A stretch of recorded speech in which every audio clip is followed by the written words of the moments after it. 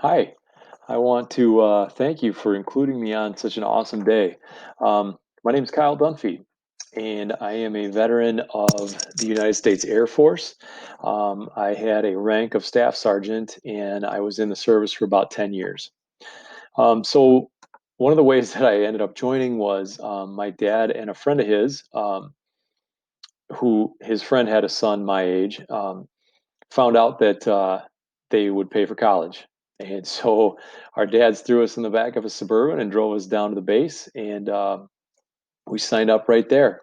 Um, the reason that I picked the Air Force was that at the time, it looked like they had the most jobs that would transfer into the civilian world. So I was thinking, all right, if they pay for college and I get training in a job that maybe I'd be interested in, then I get, two birds with one stone kind of a thing. Um, Let's see here. So, what wars did I serve in? I served in the Desert Wars. So, there were two different operations going on at the time. There was Operation Iraqi Freedom to take Saddam Hussein out of power. And then there was Operation Enduring Freedom, which was the war that involved going after the terrorists that were responsible for 9/11. My job was a aircraft structural maintenance. So I did sheet metal work. So if airplanes got bullet holes in them or hit birds or the pilots didn't land on the runway and tore up the plane, my job was to fix it up and paint it, make it look good again. Um, so we were lucky because in the Air Force we were further away from combat. We did have one member of our unit um, killed in action. His name was Jacob Frazier, and he was an air traffic controller that traveled with special forces units, and unfortunately was a casualty in a firefight. Day-to-day life in the service. So day-to-day life is very different from one to the other. So I'll talk a little bit about just the service overseas once I was activated. So I had started in the Guard, so I was just doing a weekend a month and 2 weeks in the summer, and then we got activated for the war, and then I was on active duty all the time for about 2 years. So when we were deployed, day-to-day life was you had a 12-hour shift, so you'd get up, get to work at um, whatever it was. I think it was 8 in the morning. You work till 8 at night, and then the next crew would come in, and they'd work 8 to 8. As soon as you were done, you would go get something to eat. A lot of us would work out.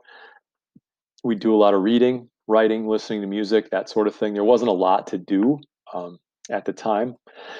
So the first base that I was at, it's called a bare bones base. And so we didn't have access to internet that was reserved for military operations. And there was one payphone for the entire base. And so it was kind of a funny sight. There'd be a line of soldiers and military people, airmen, waiting in line in the middle of the desert for this one payphone to call home. The other way that we stayed in touch was actually snail mail, so handwritten letters. So take a couple weeks to get home, a couple weeks to get a response. So we had funny exchanges back and forth on um, timing and things like that. So what was the food like? Um, it kind of depended on where you were. So I was fortunate. I got to spend some time at three different bases, and the first base, the food was kind of rough. So they would have it cooked off base and then trucked on, and the food was cooked by they were called third country nationals, and they would try to give us American treats and food. So one time we had wings, and everybody was excited, buffalo wings and that kind of thing. Um, It turns out they're not as concerned about removing the feathers off of the wings as we are here in the United States. So um, a bunch of the wings had matted down feathers on them with sauce and that kind of thing. So we ate a lot of MREs, so those meals ready to eat. That was kind of the main diet.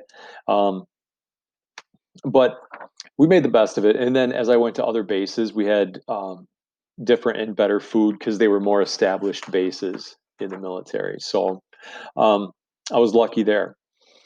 Did you make any close friendships while you were in the service? Absolutely. And do you continue any of those relationships? So, the guy that I signed up with, we ended up becoming best friends. We were acquaintances in high school, but we ended up becoming best friends.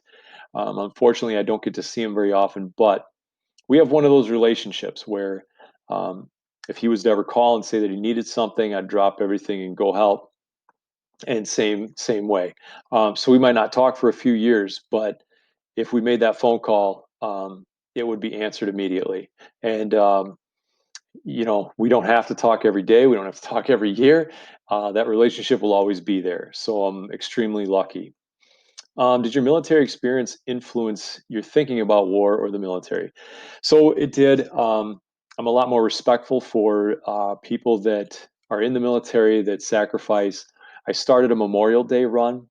So every year I do a run where I get a group of my friends together and we plant a miniature flag with the name of every casualty from the Desert Wars that served, that was from Wisconsin.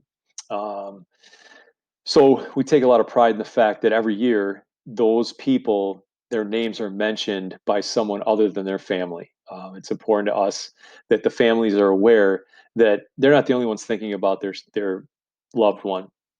We're honored. We have Patrick Wade, which I'm told is from your area, from your high school, and so we're honored. So every year, hopefully, this message gets to Patrick's family that he's mentioned by name every single year by perfect strangers, and we're so proud to honor him. Um, so every year we have one of those runs. So that definitely changed things for me. I think about that a lot. Um, how did my service and experiences affect my life?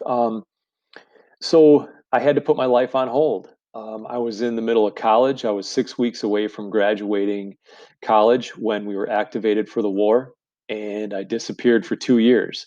So I wasn't deployed for that whole time, but by the time I got back to college, it had been 2 years, and that was a tough transition. But I'm also grateful I'm transformed because I got to see things around the world that I never would have gotten to see. And I'm grateful for that experience. Um, I'm fortunate that I had the job that I had and that I got to do the traveling that I did. Um, so I was very, very lucky that way. What is one thing you want my generation to know? Um, I guess what I want you to know is that um, you know how a lot of people say like, oh, you never know how good you got it, and this country is the greatest, and things of that nature. um, I want you to know that there are kids in other countries that do not have the things that you have and have never even thought of having the things that you have. um, their everyday life can be a struggle. um, they also have experiences that are incredible and that they're very lucky to have. And um, they get um, landscapes and experiences that you kids will never have. Um, what I want you to know is that when you talk about it in social studies and things like that, pay attention. But do some research. Look at what the conditions are that other people have to live in. Um, Even our poorest are not as poor as the poorest in some of those other countries. Um, we're also extremely lucky that we have not had a war on our soil in hundreds of years. We've had attacks, and those have been unfortunate, and hopefully we have dealt with those accordingly. But um, you kids are extremely lucky that you have not seen war on this soil. Um, And so that's something that I hope you know. I hope that in some way, shape, or form, you recognize that that's something that not everybody has. So thanks again. I'm so grateful that you guys invited me to this event. I hope that I gave you something to think about. I hope that I offered some insights that maybe you hadn't thought about, or at least you got a funny story to tell the next time you go to Buffalo Wild Wings for some wingies. Thanks again, everybody. Really appreciate it.